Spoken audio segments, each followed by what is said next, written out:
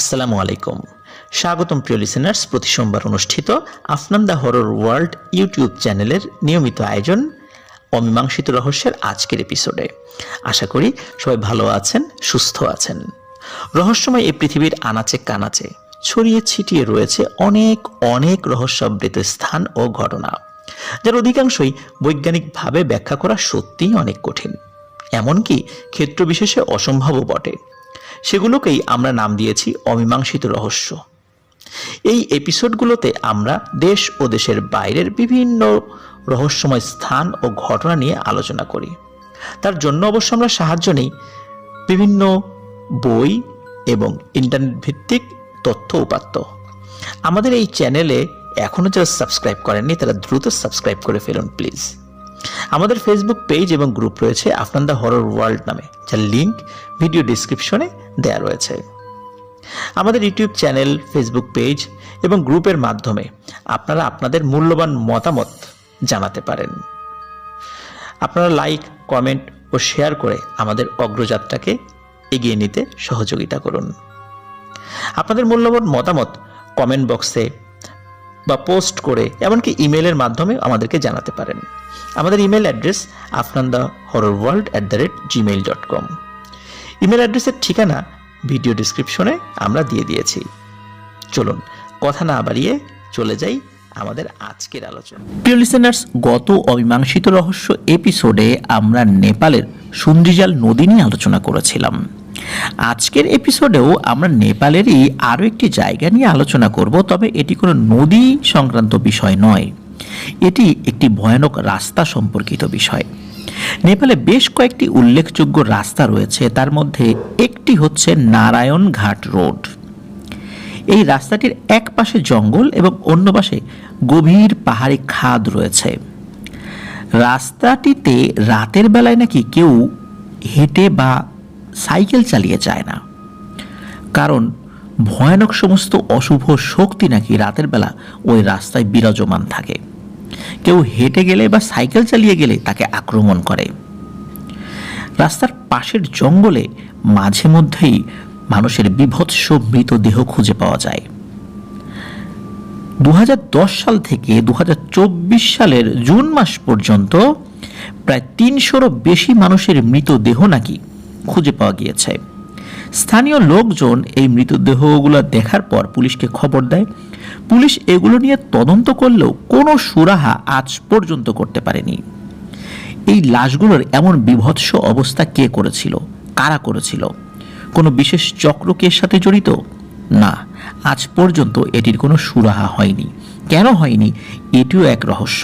কেন তারা এই সংক্রান্ত কোনো তথ্য খুঁজে পান না সেটাও অজানা। তবে এই রাস্তাটি নিয়ে কারো ব্যক্তিগত ভৌতিক অভিজ্ঞতার খুব একটা বিবরণ শোনা যায় না।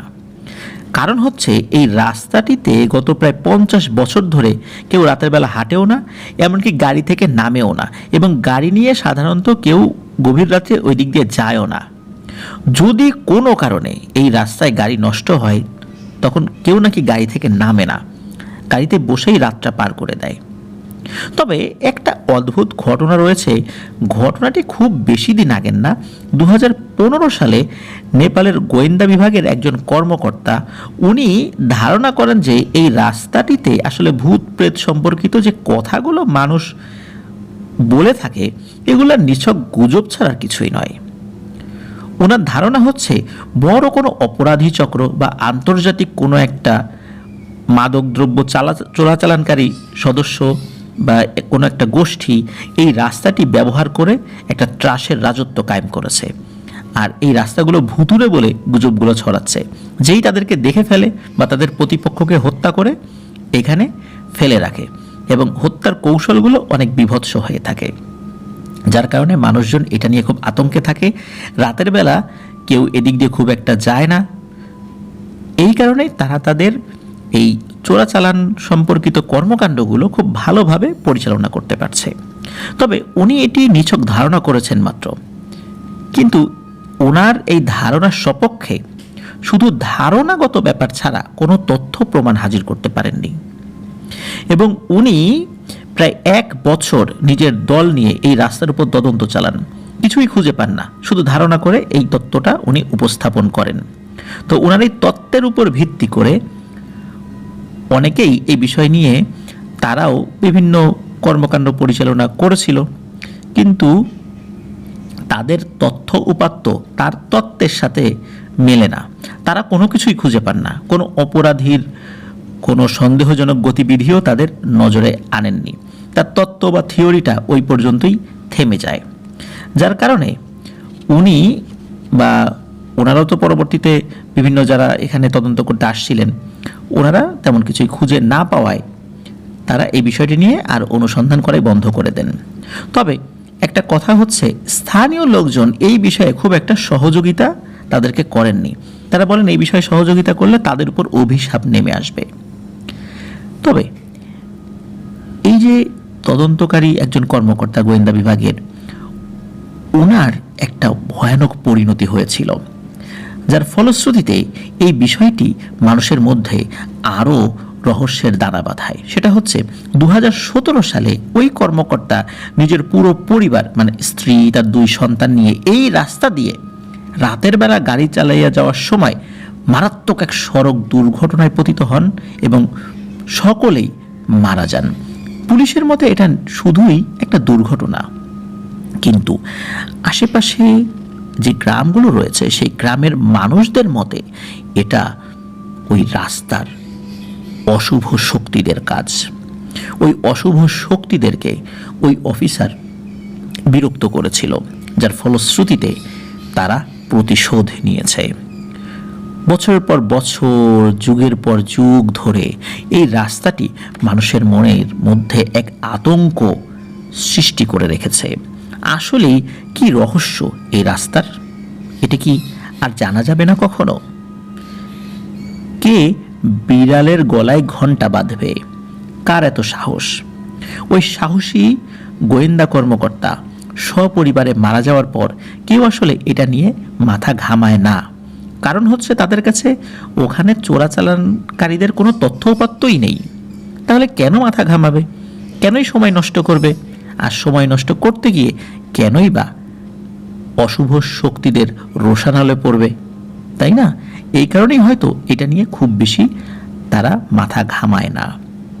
কিন্তু আসলেই সেখানে কি আছে? কেনই বা এই নারায়ণঘাট রোডটি এমন অবস্থায় রয়েছে? রাস্তাটি কিন্তু খুব সুন্দর পিচ ঢালা পথ, দেখলে কিন্তু মনে হবে না এটি এমন ভয়ানক রূপ ধারণ করতে পারে রাতের বেলা। তাহলে আসলে কি সেটি কি কখনো জানা যাবে, নাকি এভাবে অমীমাংসিত রহস্য হয়েই রয়ে যাবে? প্রিয় লিসেনার্স, নারায়ণঘাট রোড নিয়ে যদি আপনাদের আরও কিছু জানা থাকে তাহলে আমাদেরকে কিন্তু জানাতে পারেন। যদি আরও কিছু জানা যায়, আরও তথ্য উপাত্ত পাওয়া যায়, তাহলে কিন্তু আমরা আবারও এটা নিয়ে আপনাদের সাথে আলোচনা করতে পারি, আপনাদেরকে শোনাতে পারি যে আমরা কী কী তথ্য পেলাম। আর নেপালে যদি কেউ যান, নারায়ণঘাট রোডটা কিন্তু দেখে আসতে পারেন। তবে পরামর্শ দিব আপনারা দিনের বেলা যাবেন, রাতের বেলা না যাওয়াটাই ভালো হবে। কে জানে, হয়তো বা কোনো অশুভ শক্তির নজরে পড়ে যেতে পারি আমরা। প্রিয় লিসেনার্স, আজকের অমীমাংসিত রহস্য এপিসোড এ পর্যন্তই ছিল। আশা করছি এপিসোডটি আপনাদের ভালো লেগেছে। ভালো লাগলে অবশ্যই আপনারা অনেক অনেক অমীমাংসিত রহস্যের টপিকগুলো আমাদেরকে জানাতে পারেন। আমরা সেগুলো নিয়ে অ্যানালাইসিস করে আপনাদের সামনে উপস্থাপন করার চেষ্টা করব ইনশাল্লাহ। আমাদেরকে ইমেইল করে সেই তথ্যগুলো জানাতে পারেন।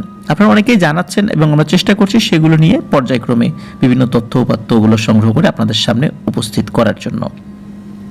প্রিয় লিসেনার্স, আমাদের কিন্তু একটি ফেসবুক পেজ এবং গ্রুপ রয়েছে আফনান দ্য হোল ওয়ার্ল্ড নামে, যার লিঙ্ক আমরা আমাদের এই ভিডিও ডেসক্রিপশনে দিয়ে রেখেছি। সেখানে গিয়ে আপনারা কমেন্ট করে বা পোস্ট করে আপনাদের মতামত জানাতে পারবেন।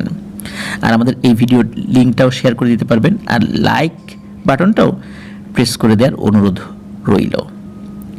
প্রিয় লিসেনার্স, আপনাদের পাঠানো ঘটনাবলী নিয়ে ইনশাল্লাহ আসছে বৃহস্পতিবার আপনাদের সামনে হাজির হওয়ার চেষ্টা করব। সবাই ভালো থাকবেন, সুস্থ থাকবেন, আমার জন্য দোয়া করবেন, আপনাদের পরিবারের জন্য দোয়া করছি, আমার পরিবারের জন্য দোয়া করবেন। আল্লাহ যেন আমাদের সবাইকে ভালো রাখেন, সুস্থ রাখেন, নিরাপদে রাখেন, আর আফনান দ্য হোল ওয়ার্ল্ডের সাথে রাখেন। আসসালামু আলাইকুম।